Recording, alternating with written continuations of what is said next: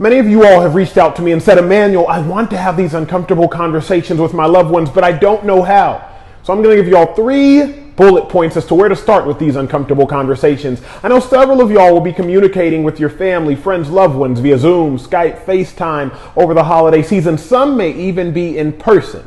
And since it's the holidays, consider these 3 starting points my gift to you. The first place I would start is with the fact that there is still a disparity in our country. There's still a racial disparity that has caused a wealth gap in our country. The average net worth of the typical white family in 2016 was $171,000, a figure nearly 10 times greater than that of a black family at $17,000, 10 times greater.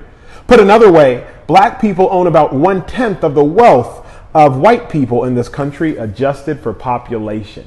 You see, yes, we've made progress, some progress, but there is still a huge gap. This holiday season, I'm sure so many of you all shop for gifts for your loved ones, your family, your parents, your in-laws, your children.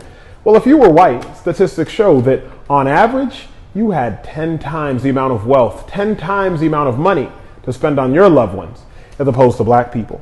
The second place I would start with your family when having these uncomfortable conversations is with bias, implicit bias. In 2015, Google had a photo application, and this photo application misidentified, mislabeled black people for gorillas. Yes, true story. The Google architects couldn't necessarily figure out how to change this, so they removed the gorilla label altogether. Now, bias may work to the detriment of black people electronically, but it's so much more than that. See, in the workplace, bias still exists. A 2-year study about the effect of people of color using whitewashed names on their resumes. It said this: Lamar J. Smith became L. James Smith, etc. And I'll give you one wild guess as what researchers discovered. Applicants with white-sounding names were more likely to be called back for an interview. And not just by a little bit. They were almost twice as likely to be called back.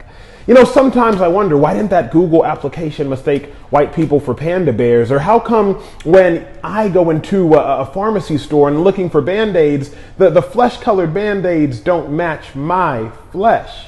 See, the second place I would start when having these uncomfortable conversations with those you love is reminding them that bias exists. And we all have bias. I have bias, just like you have bias. But understand how bias is working to the detriment of your black brothers and your black sisters.